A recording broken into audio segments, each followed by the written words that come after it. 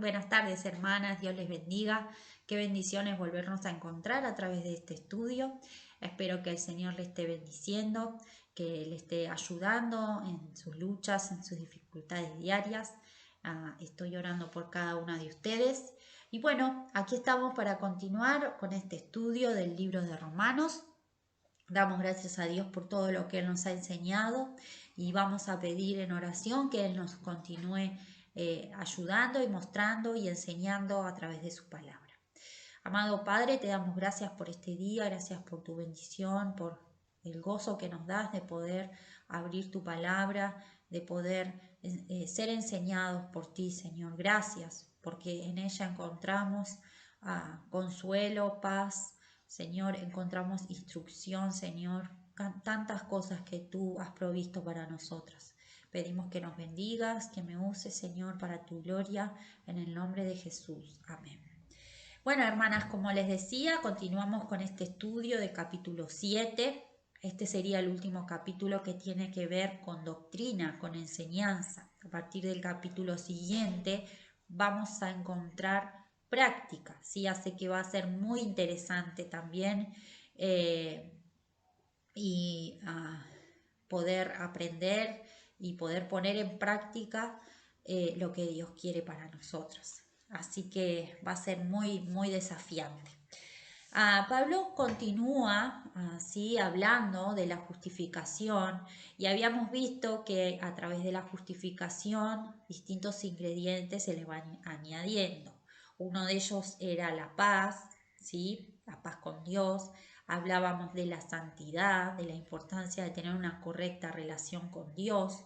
Y ahora en este capítulo 7 añade la libertad. Él habla de la libertad que nosotros tenemos de la esclavitud de la ley, ¿sí? De la esclavitud del pecado. Hace una continuación, ¿sí? Del último versículo del capítulo 6 y comienza este capítulo 7 con otra pregunta, ¿sí?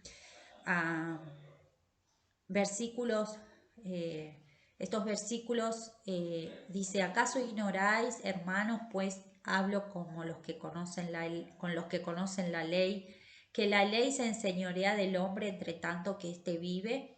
Y en los versículos 2 y 3 va a ser como una ilustración de cómo nosotros estamos sujetos, ¿sí?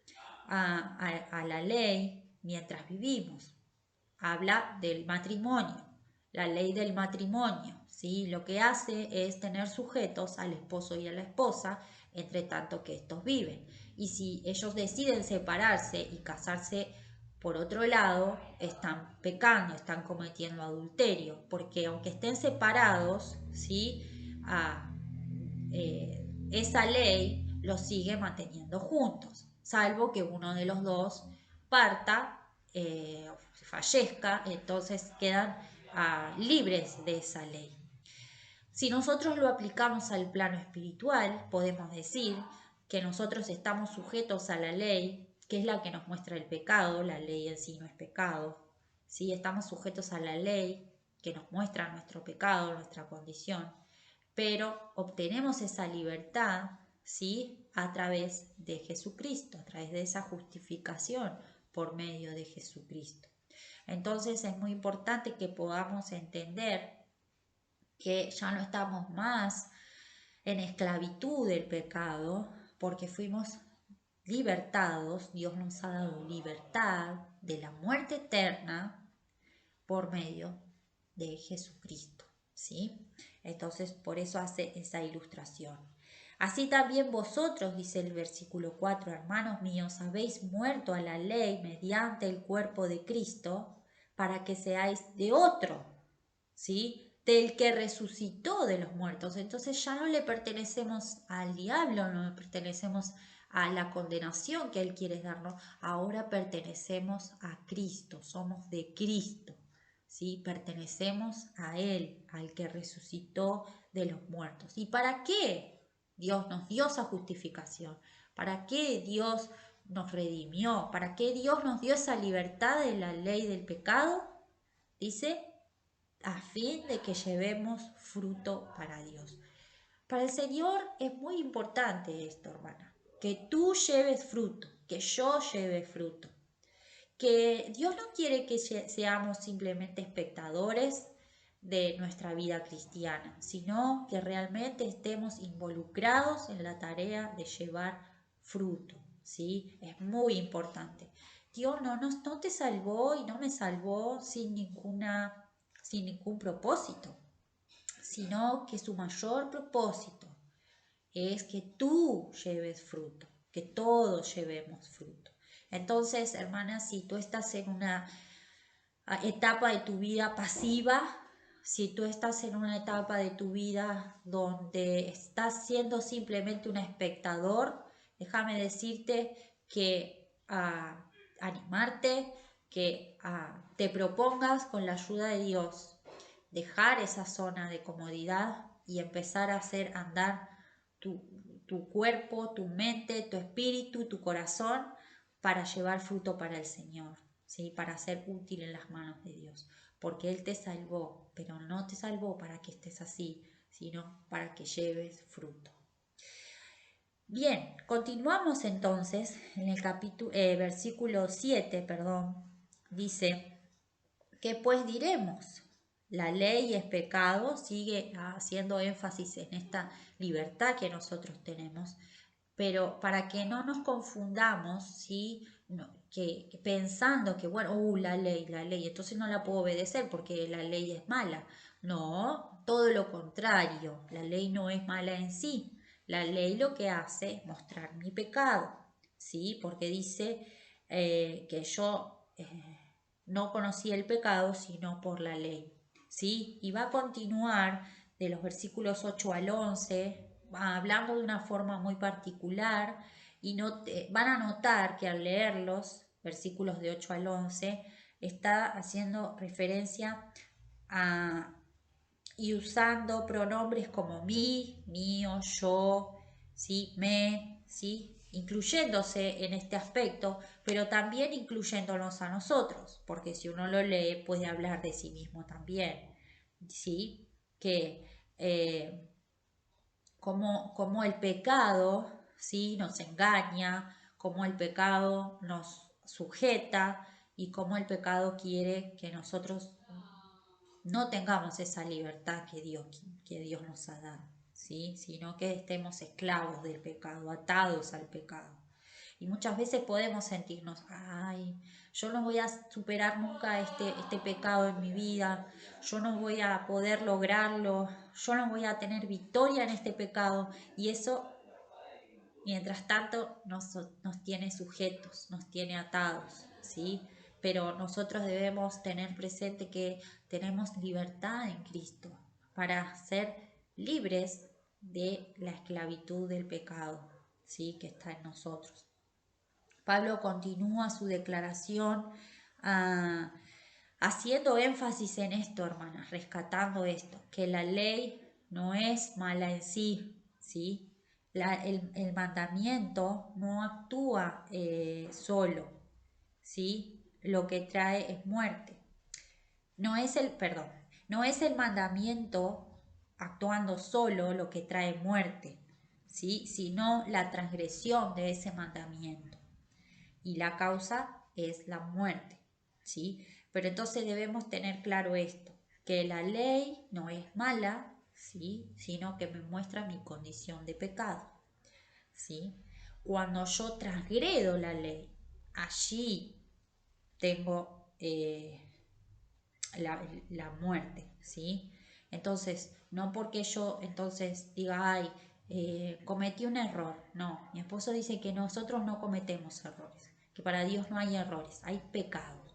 Y si en tu vida tú identificas pecados que deben ser corregidos, áreas de tu vida que Dios no le agradan, y no me refiero, como decíamos la vez pasada, solo a pecados graves como robar o matar, me refiero a pecados como la gritería, la mentira, la malicia, la soberbia, el orgullo, ¿sí? cosas de nuestra condición de pecado, nuestra naturaleza pecaminosa que todavía quiere seguir gobernándonos, si identificamos eso, debemos llamarlo pecado, ¿sí? El pecado es lo que nos separa de Dios, no la ley. La transgresión del pecado es lo que nos separa de Dios, no la ley en sí, ¿sí? Después continúan los versículos 14 al 20 y hace un juego muy interesante de palabras, ¿sí? Muy interesante, pero sería bueno que tú también lo puedas leer, mi hermana, en tu casa, versículos 14 al 20, ¿sí? Y de ahí vamos a rescatar varios aspectos, ¿sí? Muy interesantes para tener en cuenta. Dice, debemos tener presente que la ley es espiritual porque fue dada por Dios, pero yo soy carnal, o sea, tengo esta naturaleza que todavía, como les decía, quiere seguir gobernando, ¿sí? Habla de nuestra naturaleza, cuando dice yo soy carnal, dice Pablo, habla de nuestra condición, de nuestra naturaleza. Debemos tener presente que esta naturaleza carnal muchas veces hacemos lo que no queremos hacer. Yo no creo que tu hermana tengas el agrado de gritar o de mentir o de decir una palabra impropia. Yo no creo que tú te agrades en enojarte con tu esposo, con tu esposa, con tu hijo de una manera iracunda, ¿sí? Yo no creo que tú te agrades en no poner a Dios en primer lugar en tu vida, en tu día, en tu a diario andar. Yo no creo que tú te agrades en ver que tu vida no está llevando fruto, ¿sí? Yo no creo que tú te agrades en eso. Por eso es como nosotros decimos, muchas veces hacemos lo que no queremos hacer. Por eso es importante que identifiquemos también que una cosa es pecar y otra cosa es andar en el pecado, ¿sí? Son dos cosas muy diferentes. Hermana, si en tu vida tú estás con pecado, ¿sí? Y es mejor que lo arregles, que estés a cuentas con Dios, ¿sí? Porque eso te separa de su comunión con Él. Y todos vamos a pecar, todos vamos a hacer algo que no queremos hacer. Pero es importante que entonces mucho más nos esforcemos por tener victoria en ese pecado. A veces nos sentimos tan miserables, como vamos a ver un poquito más adelante que Pablo usa una frase, ¿no? Versículo 24 dice, miserable de mí, ¿quién me librará de este cuerpo de muerte? Pablo, y yo me identifico porque, hermanas, porque él sentía que no era capaz, miserable de mí, ¿cómo entonces voy a superar esto? ¿Cómo voy a superar esta área que yo sé que no está bien en mi vida? ¿Cómo voy a tener victoria en esta área de mi vida que yo sé que batallo con ella vez tras vez y peco vez tras vez? Pero dice, gracias doy a Dios. Gracias doy a Dios. Hermanas, debemos darle gracias a Dios, porque Él es un Dios misericordioso, que a pesar de que nosotros pecamos, y a pesar de que muchas veces nos sentimos miserables por no poder superar áreas de nuestra vida que sabemos que no están bien, que no son correctas, debemos darle gracias a Dios, porque Él aún así quiere ayudarnos a tener victoria por medio, por Jesucristo, Señor nuestro. ¿Sí? Debemos dar gracias a Dios. El diablo quiere que tú te sientas miserable. El diablo quiere que tú te sientas atada a ese pecado. El diablo quiere que tú no tengas la victoria en ese pecado. Pero si tú sabes que hay un área en tu vida que es pecado delante de Dios, como les dije, la gritería, el enojo, la ira, vamos a ver más adelante esos aspectos muy interesantes que Dios quiere que quitemos de nosotras. ¿Sí? El enojo, la ira, la gritería, la malicia, la maledicencia, la envidia, el orgullo. Esos son pecados, hermana. Esos son pecados. Y si tú lo tienes en tu corazón, alguno o algunos de estos, en el nombre de Jesús, te ruego que arregles tus cuentas con Dios y le pidas que te libre, ¿sí?, de ese pecado. Dios nos da libertad para que andemos en sus caminos. Dios nos da libertad para que andemos en su voluntad. Y Dios nos da libertad para que vivamos para Él. No vivamos para nosotras mismas. No vivamos para el pecado. No vivamos para satisfacer nuestras propias necesidades. Vivamos para el Señor, porque con su sangre preciosa derramada nos ha hecho libres.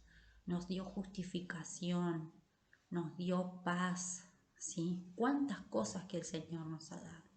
Entonces, mi hermana, te animo que puedas poner a cuentas tu vida con Dios, pidiéndole que Él realmente te dé la libertad que tú necesitas de ese pecado, ¿sí? Que lo identifiques, que arregles tus cosas con Él y que te esfuerces para que tú puedas alcanzar victoria en eso y que también puedas llevar fruto como Dios quiere que lo lleves. Que el Señor te bendiga, mi hermana. Quiero que sepas que oro por ti cada día, que te llevo en mi corazón, hermana, en mis pensamientos, en mis oraciones, y que, como siempre te digo, aquí estamos para servirte, para animarte, escucharte, orar contigo cuando tú lo necesites, y espero que el Señor te bendiga ricamente y nos estamos viendo cuando el Señor lo disponga en otro estudio. Que el Señor te bendiga.